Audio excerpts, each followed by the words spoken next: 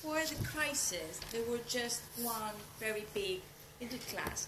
And even if you were a worker, you were middle class because you could own a house, you could have, education was free, so everybody was educated, and it was very easy, living was very easy. You wouldn't see extremes. At the moment, it starts forming, there is no middle, middle class is going towards lower class, if we talk about the salaries, and there are no, for example, there are no people working freelance at the moment. Working freelance is very hard. Yeah, it's, I don't know if you've heard, but it's a big issue. Thank you. I find that socially, the whole advertising on television, like, it's thrown in your face what the latest gadget is, what the latest phone is, you know, the latest show that you have to see is literally bombarded in your face, and you feel a sort of compulsion to have to go and get it. You know, similar to what you're saying about wanting to be part of society. And next to that, probably in the same ad break, you'll have, you know, this is it, you know, are you broke? Are you alone? Do you need to sell your gold, your tatty gold that you don't even wear? Do you want to sell it? Okay, cool. You know, we will buy that off you. And then, you know, you think, oh, actually, there is hope. If I sell this, I can get that, you know. Or sometimes it's not even what you sell, it's just, are you in debt? Do you need money? You know, and then actually, yeah, if I get money from them, then I can get that. And it's that sort of false comfort zone that it sort of lulls you into. It's the same with our money now being plastic and being digital. You know, if we, like in the olden days, if we had the cash, or if we stuck to just using cash, we would be a lot more. We'd know what you're spending. Yeah, because it's what you were saying about having just £20 in your pocket. You would only spend up to £20, then you'd go home. You wouldn't be spending £200 extra. Sorry, let me stop you. Does anybody agree with that? Yeah. Having cash is better. I think Generally, I don't. Not sure. I think so. Okay, sorry. You know, if you only stick to just having just your card, you are a lot more willy-nilly with it. You know, there's a lot more throwy away with it. It's true, because you don't have this feeling. You just think it's like easy coming, easy going. The feeling. Easy go. Yes. Definitely. Okay. Yeah. Thank you. I watched a program that, which you were saying that. So I watched a program. I think it was last year, where this man was going around, he was talking about money, and he went around, he was asking people how much they had in their pocket, how much they had in their wallet. And one man, I remember this, he was like, oh, I have about 200, and he's like, show me. He had £350 in his wallet, but he was using his card. Right? And there's a pub that goes somewhere, I don't know where it's people, that basically they will not take cards. It has to be cash. They will only take cash because when you check it, like I know if I've got money in my pocket, I tend to kind of do £5 or no, I'll do it on the card. So it's a bit of two. It's a bit of two, like, like which one can I save more on? I can hold this for maybe later, the cash later, and use my card now, which doesn't really make no sense. You know, but it's what we do, what I do. So you're going to next. But that's just reminding me, in 1999, when we withdrew money out of cash points, we didn't pay anything. And now, lots of places, especially in poorer areas, you have to pay. It's up to £2 in some places. You might want £5 if they issue £5. Some do. Since the recession, I think that. Yes, sir. Yeah, I find that if we're going back to the cash thing, what I personally do is I might keep like petty change, but if you have, I would have like multiple accounts. So I would only put if I have to use a card, I know how much is in there. I wouldn't wouldn't be everything in there for me to spend in the first place. So that way I know that, you know, should I need to, I can only go so far, kind of thing. You know what I mean? So but one of the main things you've done is put some thought into knowing how much money is in there, and not thinking that it's all your money. Right. Okay. Thank you. See, I've been in a situation where people actually do not realize the danger of their cards.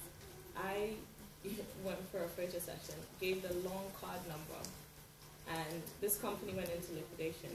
But because they had the long card number, they then went and took £50 on the hour every hour for 24 hours until my account was wiped out. My bank didn't even notice. I phoned them and they said to me, "We thought you'd started gambling." They didn't even notice. And then to get the money back, I had to go through the FSA. I lived off £50 for a month because there was no other way of getting money. They said to me, you can go to social services and try and get a crisis loan. They wouldn't give it to me. They gave me £30. They said, "You're not entitled to anything." So it's like, you have to realize your card actually is evil, is dangerous. Giving it across and using it and thinking, "Oh, I'm just using my card." So what I do now is I use a certain card, and that's how I get money out. I put money in that account, and I know that's how much it is. If it goes, fine. But the other lot is safe, and I can still live. Thank you. Can we just have one more, then we'll move on a little bit. I think, just take that.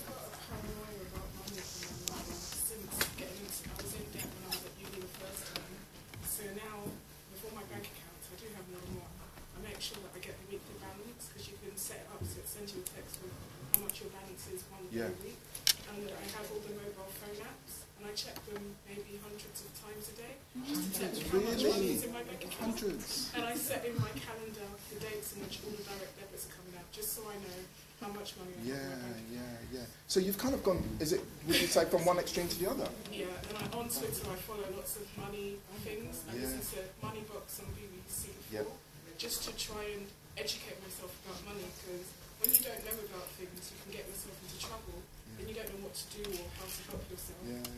By empowering yourself with knowledge, you can kind of understand or try to get yourself out of situations which you would just blindly walk into, and then you're like, what do I do? So just Thank you. Say that with this kind of situation, I had a friend actually, and she called the financial ombudsman service. So maybe something that you know. I did that. Maybe you wanted to say it later, but Okay, so just to make people aware, because there's not many people that actually know about the service. It and what they do. Okay, all right, one more.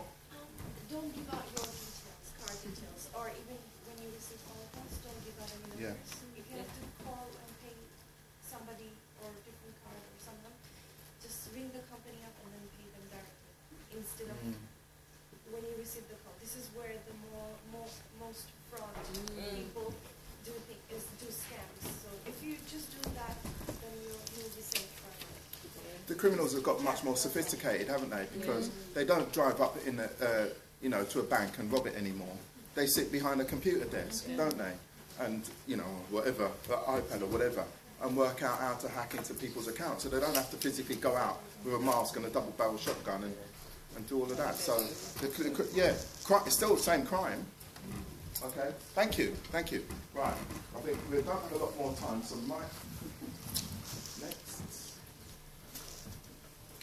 Talking about debt, just incidentally, this is from Step Change, a debt charity, a free debt charity. They found that 35% of their clients keep it a secret from their friends and family. I think actually I wouldn't be surprised if it's more. That's just debt problems. There's also debt. So I think we might have to speed through this a little bit. This is the basics that I feel like our parents should have taught us, and it might have been difficult for them because they might have been going through different things. It's a different social climate, so they might not understand about plastic and stuff like that. But this is the basics, and this is what a lot of people shy away from, actually being realistic and doing a real budget in terms of what you have coming in and what you can spend. And credit has changed that. This is one long word.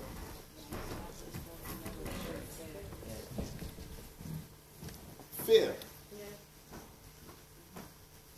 It sums it all up. This is an experience that I've had, having debtors ring me at 8 o'clock in the morning on a Sunday, wanting payments. I put do not answer. Well, that was a few years ago, so I couldn't do that then. And this is the pain people are going through. They're not talking about it. They're not seeking help professionally. I've got some members of my family, they know the work that I do, and they're in debt, and they've been in debt in years, and they, for some reason, maybe it's something I give off, I don't know. Maybe they don't like me, actually. You don't know who to go to. You don't know who to go to. Or that's what the right. Yeah, that's the point of For free. Yeah. You ain't got money, how are you going to pay for a bath? We're doing a bit of an experiment today in terms of this workshop, and I would like to do more, but we're going to talk about it in a minute. So, yeah, next. So we call it a money plan, actually, because some people just don't like the word budget. Just change the word. Just change the word. Credit. A credit card. Is it? Or is it a debt card? Debt card. You said it. It's just a word. So just change the word. An experience that I have, my clients have, is reduced stress, clarity and focus. You know, you can see. It's like a tunnel where you can see what you can do at the end. You can plan when things happen. You can bear some of that. You can increase your wealth. This is another level. You can start talking about investments. You can start, different ways to make money. Can I just add something in there? Because I think it's quite interesting that people will spend a lot of time on planning a wedding, for example, or a holiday, but they don't spend enough or any time when it comes to planning their own money, which is quite bizarre, because it's something that takes you through your whole life. So that just kind of gives you the value that people actually put on money. They put a lot of energy into planning a holiday or things like that, which is probably a one-off, as opposed to this, which is almost like a lifetime commitment, isn't it? So,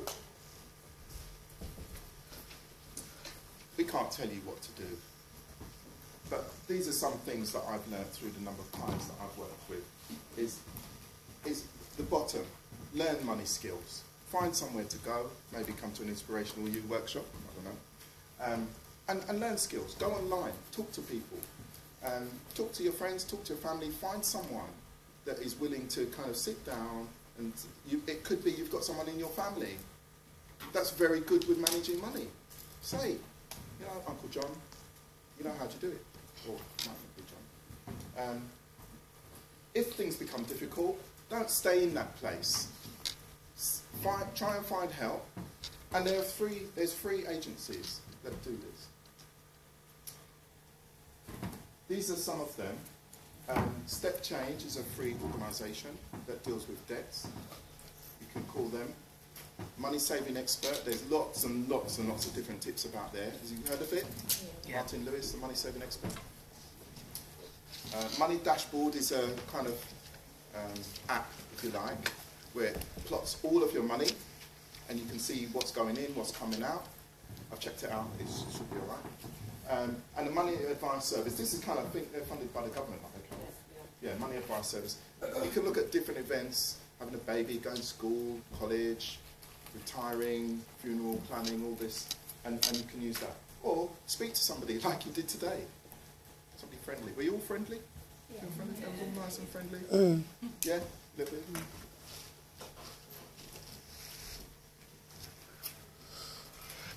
So really this is about looking to the future confidently, and I think that's probably, we've had lots of different interesting conversations, which I think is great. People shared some really, really interesting stuff that I can take away, stuff that I've learned today as well. So think of money as fun. I certainly do. I enjoy making money, I'll be honest. I don't dislike it, I actually enjoy it. One of the things I think that's important when it comes to money is doing something you're passionate about. That the money side comes, but if you're passionate about it, it really does make a difference. Work shouldn't feel like a pain. It shouldn't be traumatic. It shouldn't be painful. It should be fun. And Del and I enjoy doing this. I love doing it. So, and enjoy managing it, because it's yours. It's not mine. It doesn't matter who anybody else. It's actually down to the individual. So key things: set short, medium, and long-term goals. Doesn't have to be anything huge, I used to do workshops with people who were on benefit, so their income was really low. They didn't have a lot of money. And when we used to talk about savings, people had this idea, oh, I can't afford to save. And if you believe that, then you kind of live that. But it's not really true. I had people that would save £1 a week. Not a lot of money, but when you're on benefit in a year, that's quite a lot of money. You know, if you hadn't saved it. £1 you can spend, what can you actually buy for £1? Can you? It's not a lot, but it's quite easy to save. And I think it's that psychological thing of paying £1 into something. It doesn't matter because you've got a bigger picture, you've got a bigger vision. So it doesn't have to be £1, but that's just an example. So set them. But when you achieve them, celebrate them, enjoy them. You know, just as a side thing, I invest. I do investing. I do trading. That's something I do personally, and I enjoy that. And I set targets for that. And when I reach those targets, I celebrate those targets because it's fun. And it's a good thing that you need to just, it can be equally as difficult when you go to the other extreme. So you hoard money, you don't enjoy money, you don't spend it. It's equally as difficult. It's not a good thing to do. So celebrate it. And share that knowledge with people, because that's what Del and I are doing. You know, we're sharing our knowledge, and everybody shared their own experiences, which has been fantastic. So it's all about that, and letting people know when you find something good or you learn something new, sharing it and experiencing it, and letting other people know. I said it before, so money doesn't control you. You control your money. I think you get what to say that. Yeah. I control my money. You ready? Is everybody up for that? No. Energy's gone. Energy's gone. Sorry. Can I see your slide on how to plan? I'm sorry, I missed some bullet points on that. Okay, we'll come back to that and we'll leave it up at the minute because we're really pushed for time. So we're going to get kicked out shortly, I'm sure. So there you go. Sadly, but. Or is it? We really want you to hopefully take away something from this and get you thinking about, you know, money and how it fits into your life and planning it as well for the future, what you can do with it for this year and way beyond. And we wish you every success in whatever it is you're studying here. And I really hope you succeed in whatever it is you're trying to do. Okay, so what we want to ask you to do, I know you've still got some post-its, so if you could, I know Inspiration, you were giving you some feedback forms, so if you could fill those out, and also if you've got a post-it, could you just write something on there in terms of feedback for Del and I, and then there's a flip chart just in the corner if you can stick it on there. So anything about the session, what was good, what wasn't good, because we have to accept there might be things we need to learn. And I hope you've enjoyed it. Thank you.